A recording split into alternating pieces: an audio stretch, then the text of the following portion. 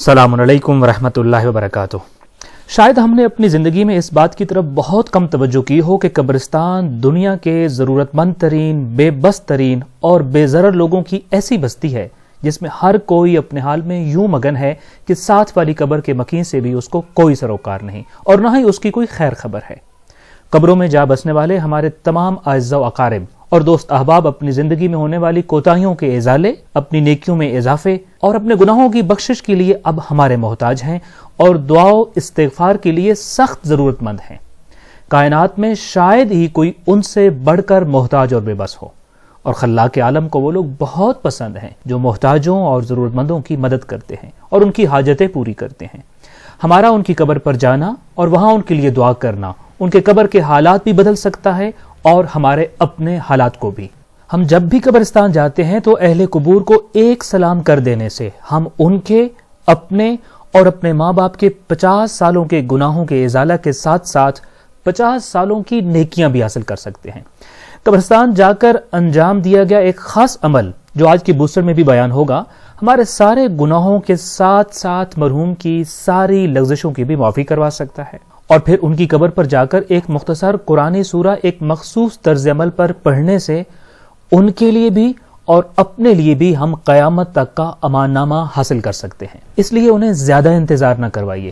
اپنے پیاروں کی قبروں پر وقتاً فوقتاً جاتے رہیے اور ان کے لیے آسانی کا سبب بنتے رہیے۔ البتہ سوال یہ ہے کہ کیا قبرستان جانے کا کوئی خاص وقت معین ہے کہ کب جانا چاہیے؟ کیا کوئی خاص دن اور پھر اس دن میں کوئی خاص اوقات مقرر ہیں؟ ویسے تو مرحومین کی زیارت کے لیے قبرستان جانے کی کسی بھی دن کوئی ممانعت نہیں ہے،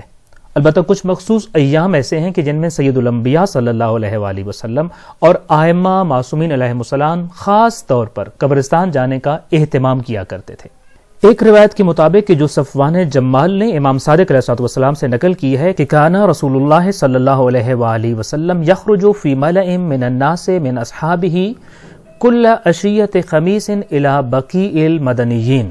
یعنی رسول خدا صلی اللہ علیہ وآلہ وسلم ہر جمعرات کی شام کو اپنے اصحاب کی ایک جماعت کے ساتھ جنت البقیع تشریف لے جایا کرتے تھے۔ یاد رہے یہ ہر جمعرات کی شام کے وقت کا تذکرہ ہے۔ جبکہ ایک اور روایت کے مطابق امام محمد باقر علیہ السلام نے اپنے ایک صحابی کے جواب میں انہیں جمعہ کے دن اہل قبور کی زیارت کے لیے جانے کا حکم دیا، یعنی یہاں اس روایت میں جمعہ کے دن قبرستان جانے کا تذکرہ ہوا ہے۔ البتہ حضرت فاطمہ الزہرا سلام اللہ علیہا کے بارے میں یہ بات منقول ہے کہ تاتی قبور الشہداء فی کل جمعۃ مرتین الاثنین والخمیس،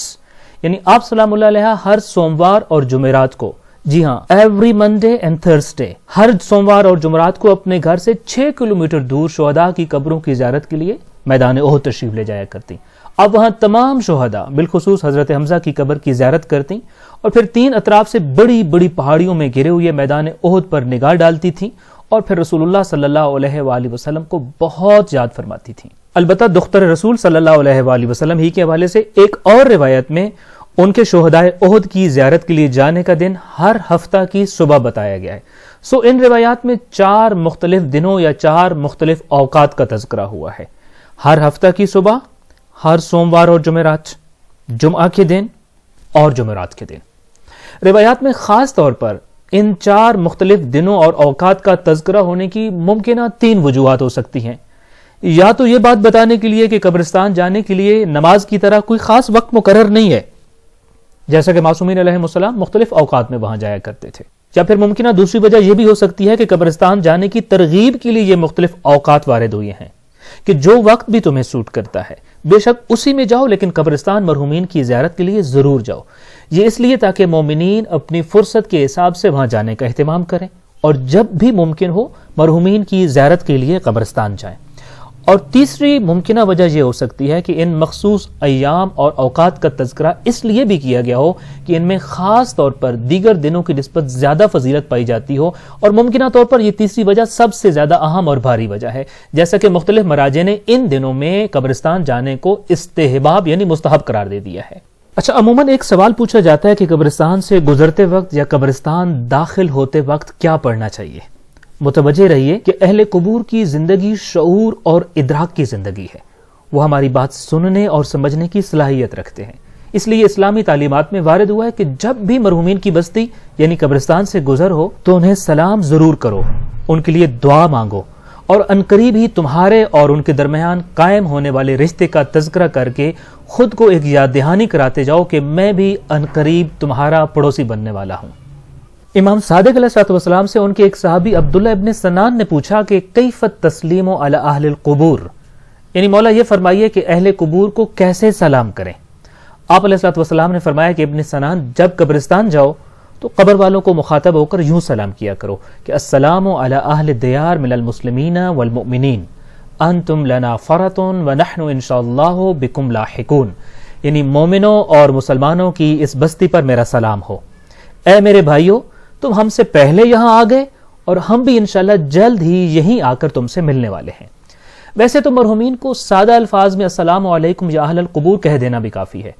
مگر امیر المومنین علیہ السلام فرماتے ہیں کہ ان کے ہاں جا کر وہ سلام کیا کرو جو آقائے دو جہاں سرور کائنات صلی اللہ علیہ وآلہ وسلم کیا کرتے تھے، اس لیے کہ اگر تم نے وہ سلام کیا تو اس دعا اور سلام کے بدلے اللہ تعالیٰ تمہیں 50 سالوں کا ثواب عطا کرے گا، اور ساتھ ساتھ تمہارے 50 سال کے گناہ اور خطائیں بخش دے گا۔ اس کے علاوہ تمہارے ماں باپ کو بھی یہی اجر دے گا، یعنی اس سلام کے بدلے تمہارے والدین کی بھی 50 سالوں کے گناہوں کی بخشش ہوگی، اور 50 سالوں کا ثواب ان کے نامہ اعمال میں صرف اس وجہ سے درج ہو جائے گا کہ ان کی اولاد نے قبرستان میں جا کر اہل قبور پر یہ مخصوص سلام پڑھا ہے۔ اس سلام میں تمام اہل قبور پر سلام کرنے کے بعد مرحومین سے ایک مکالمہ ہے اور پھر اللہ سے ایک دعا کی گئی ہے، اور وہ سلام کچھ اس طرح سے ہے: بسم اللہ الرحمن الرحیم، السلام علی اہل لا الہ الا اللہ من اہل لا الہ الا اللہ، یعنی لا الہ الا اللہ پڑھنے والوں کو لا الہ الا اللہ پڑھنے والے ایک بھائی کا سلام ہو۔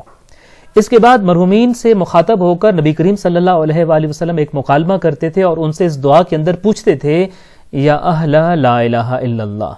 بحق لا الہ الا اللہ کیف وجدتم قول لا الہ الا اللہ من لا الہ الا اللہ، یعنی اے لا الہ الا اللہ پڑھنے والو، تمہیں اس ذات کا واسطہ جس کا کلمہ تم پڑھتے ہو، مجھے ذرا یہ تو بتاؤ کہ جب اس ذات کے پاس پہنچے جو لا الہ الا اللہ ہے تو تم نے وہاں کلمہ پڑھنے یعنی لا الہ الا اللہ پڑھنے کے فائدے کو کیسا پایا؟ یعنی کلمہ پڑھنے والا جس کا کلمہ پڑھتا تھا جب اسی ذات کے سامنے جا کر اس کلمہ کی برکات دیکھے گا تو سرور کائنات پوچھ رہے تھے کہ تم ہی ان دنیا والوں کو بتاؤ کہ قبر میں جا کر یتیم عبداللہ کا تعلیم شدہ کلمہ تمہارے کس قدر کام آیا ہے۔ پھر اس دعا اور سلام میں نبی کریم صلی اللہ علیہ وآلہ وسلم آخر میں اللہ تعالیٰ سے ایک سفارش کرتے ہوئے کہتے تھے کہ یا لا الہ الا اللہ بحق لا الہ الا اللہ اغفر لمن قال لا الہ الا اللہ، یعنی اے لا الہ الا اللہ والی ذات، تمہیں لا الہ الا اللہ کا واسطہ ہے کہ لا الہ الا اللہ پڑھنے والے ہر بندے کی بخشش فرما دے، اور ہمیں لا الہ الا اللہ محمد الرسول اللہ علی ولی اللہ پڑھنے والوں کے ساتھ محشور فرما۔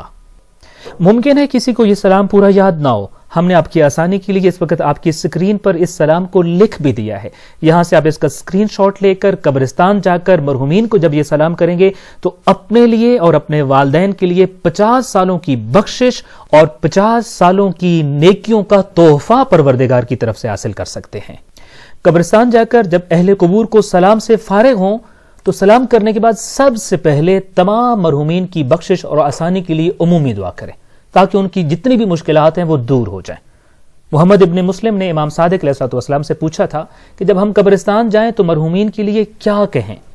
امام علیہ السلام نے فرمایا کہ ان سب کے لیے یوں دعا مانگا کرو کہ اللہم جاف الارض عن جنوبہم وساعد الیک ارواحہم ولکہم منک رضوانا وَأَسْكِنْ إِلَيْهِمْ مِنْ رَحْمَتِكَ مَا تَصِلُ بِهِ وَحْدَتَهُمْ وَتُونِسُ بِهِ وَحْشَتَهُمْ إِنَّكَ عَلَى كُلِّ شَيْءٍ قَدِيرٌ، یعنی اے اللہ ان کی خبروں کو کشادہ فرما اور ان کی روحوں کو اپنی طرف بلند فرما اور ان سے راضی ہو جا اور ان پر اپنی اتنی رحمتیں نازل فرما کہ ان کی تنہائی ختم ہو جائے اور ان کا خوف اور وحشت جاتی رہے، بے شک تو ہر چیز پر قادر ہے۔ جس طرح دنیا میں ہماری مختلف ضروریات ہوتی ہیں، مثلا رہائش، کھانا، صحت اور تعلیم وغیرہ، ایسے ہی قبر والوں کو بھی ہماری طرح کچھ ضروریات ہیں مگر ہم سے الگ اور مختلف، ایسی ضروریات جو اس جہاں کو ان کے لیے خوشگوار بنا سکتی ہیں۔ لہٰذا ان کی سب ضرورتیں امام صادق علیہ الصلوۃ والسلام کے تعلیم کیے گئے الفاظ میں ان کے لیے اپنے رب سے مانگ لیجئے. اور پھر صرف رشتہ داروں ہی کے لیے کیوں، جب قبرستان جانا ہو تو کسی بھی مومن کی قبر پر کھڑے ہو کر یہ ساری چیزیں اس کے پروردگار سے اس کے لیے ضرور طلب کریں. عامر ابن مقداد کہتے ہیں کہ ایک مرتبہ میں امام محمد باقر علیہ الصلوۃ والسلام کے ساتھ جنت البقیع کے قبرستان سے گزر رہا تھا. ایک قبر کے پاس سے گزرتے ہوئے میں نے امام علیہ الصلوۃ والسلام کو یہ بتایا کہ یہ جو قبر جس کے پاس سے ہم گزر رہے ہیں یہ کوفہ کے ایک شیعہ مومن کی ہے. امام علیہ الصلوۃ والسلام اس قبر پر رک گئے اور عامر ابن مقداد کہتے ہیں کہ پھر اس مرحوم کے لیے ان الفاظ میں دعا کی: اللہم ارحم غربتہ وسل وحدتہ وآنس وحشتہ وآمن روعتہ واسکن الیہ من رحمتک ما یستغنی بہ عن رحمت من سواک والحقہ بمن کان یتولی. یعنی اے اللہ اس مومن کی تنہائی پر رحم فرما، اس کی وحشت کو دور فرما، اس کی عزت و تکریم کو محفوظ فرما، اور اپنے لطف سے اس کو ایسی رحمت عطا فرما کہ تیرے علاوہ ہر ایک سے بے نیاز ہو جائے. اور اے اللہ وہ جس کی بھی پیروی کرتا تھا تو اس کو اسی سے ملحق فرما دے. پھر امام علیہ الصلوۃ والسلام نے اس قبر پر اپنا ہاتھ رکھا اور 7 مرتبہ سورۃ القدر یعنی انا انزلناہ فی لیلۃ القدر کی تلاوت فرمائی اور پھر اپنے کام کے لیے چل پڑے. قبرستان جا کر تمام اہل قبور کو سلام کرنے کے بعد اور ان تمام کے لیے عمومی دعا کرنے کے بعد یقیناً انسان اپنے ان رشتہ داروں اور اعزاء اور اقربا کی قبر پر جاتا ہے جن کی خاص طور پر زیارت کے لیے وہ وہاں حاضر ہوتا ہے. اس لیے اجتماعی سلام اور عمومی دعا کرنے کے بعد جب آپ اپنے مرحوم کی قبر پر پہنچ جائیں تو امام رضا علیہ الصلوۃ والسلام کی اس بات کو یاد رکھیں کہ امام علیہ الصلوۃ والسلام نے فرمایا تھا: من اتا قبر اخیہ المؤمن ثم وضع یدہ علی القبر وقرأ ان انزلناہ 7 مرات امن یوم الفزع الاکبر. کہ یعنی جو بھی اپنے مومن بھائی یا اعزاء اور اقربا کی قبروں پر جائے تو وہاں قبلہ رخ ہو کر بیٹھ جائے اور اپنا ہاتھ قبر پر رکھ کر 7 مرتبہ انا انزلنا والی سورہ یعنی سورۃ القدر پڑھے تو خدا اسے بھی اور صاحب قبر کو بھی بخش دیتا ہے. اور ایک اور روایت کے مطابق وہ قیامت کے دن فضا اکبر سے یعنی عذاب و تکلیف سے امن میں ہوگا. امام رضا علیہ السلام کی اس فرمان کی وجہ سے مراجع کرام نے قبور مومنین پر قبلہ رخ ہو کر بیٹھنے اور 7 مرتبہ سورۃ القدر پڑھنے کو اسی وجہ سے مستحب قرار دیا ہے. ہم سب جانتے ہیں کہ ایک عمومی تاثر لوگوں میں یہ پایا جاتا ہے کہ قبرستان جانے سے مرحومین کو بہت فائدہ ملتا ہے اور یہ درست بھی ہے، لیکن قبرستان جانے والا بھی فائدہ حاصل کیے بغیر وہاں سے واپس نہیں پلٹتا. نبی کریم صلی اللہ علیہ وآلہ وسلم اہل قبور کی زیارت کی تاکید کرتے ہوئے فرمایا کرتے تھے کہ فزوروہا فإنہ یرق القلب وتدمع العین وتذکر الآخرہ، یعنی ان کی زیارت کے لیے ضرور جایا کرو. کیوں؟ اس لیے کہ اس سے دل نرم ہو جاتے ہیں، آنکھیں نم ہوتی ہیں اور انسان کو اپنی آخرت اور اپنا انجام یاد آ جاتا ہے. اور صرف یہی نہیں بلکہ اپنے والدین کی قبروں پر جانے والوں کے لیے نبی کریم صلی اللہ علیہ وآلہ وسلم نے فرمایا تھا کہ من زار قبر ابویہ او احدہما فی کل جمعۃ غفر لہ وکتب برا، یعنی جو کوئی بھی جمعہ کے دن اپنے ماں باپ یا ان میں سے کسی ایک کی قبر کی زیارت کے لیے قبرستان جائے تو اللہ تعالیٰ اس کے تمام گناہوں کو بخش دیتا ہے اور اس کو نیکوکار لوگوں کی فہرست میں لکھ دیتا ہے. ماں باپ کی قبر کے حوالے سے تو خصوصی طور پر اسلامی تعلیمات میں یہ حکم وارد ہوا ہے کہ وہاں ان کی قبر پر جا کر اپنی مشکلات کے سلسلے میں خدا سے توسل کیا کرو. وہاں تمہاری دعائیں قبول ہوتی ہیں، تمہاری مشکلات رفع ہوتی ہیں، وہ جگہ تمہارے لیے دعاؤں کے قبول ہونے کی جگہ ہے. امیر المومنین علیہ الصلوۃ والسلام کا فرمان ہے کہ وَلْيَطْلُبْ أَحَدُكُمْ حَاجَتَهُ عِنْدَ قَبْرِ أَبِيهِ وَعِنْدَ قَبْرِ أُمِّهِ بِمَا يَدْعُو لَهُمَا، یعنی تمہیں چاہیے کہ اپنے ماں باپ کی قبروں کے پاس جہاں ان کے حق میں دعا کرتے ہو وہاں اپنے لیے بھی خدا سے حاجات طلب کر لیا کرو. آج کے اس بوسٹر میں ہم نے جانا کہ قبرستان جانے سے انسان کی دعائیں قبول ہوتی ہیں، اس کی حاجتیں پوری ہوتی ہیں، گناہوں کی بخشش ہوتی ہے اور اس کے نامہ اعمال میں صرف قبرستان جانے سے 50 سال کے ثواب درج ہوتے ہیں اور اتنے ہی گناہ ختم ہو جاتے ہیں.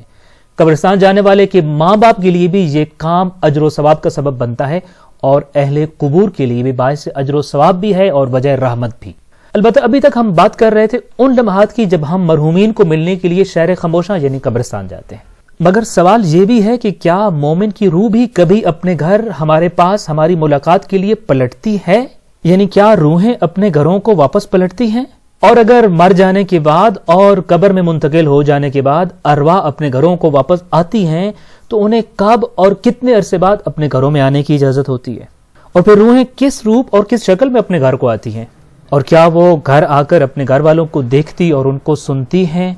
ان سب سوالوں کے جواب انشاءاللہ تعالی ہم آپ کو اگلے بوسٹر میں دیں گے۔ دعائے خالق کائنات ہمیں اس زندگی میں اور اس زندگی کی مہلت میں اپنے عالم آخرت، اپنے عالم قبر اور اپنی زندگی کے آخری لمحات کے لیے سرمایہ اکٹھا کرنے کی توفیق عطا فرمائے اور ہم سب کا خاتمہ بالخیر، خاتمہ بالایمان فرمائے۔ والسلام علیکم ورحمۃ اللہ وبرکاتہ۔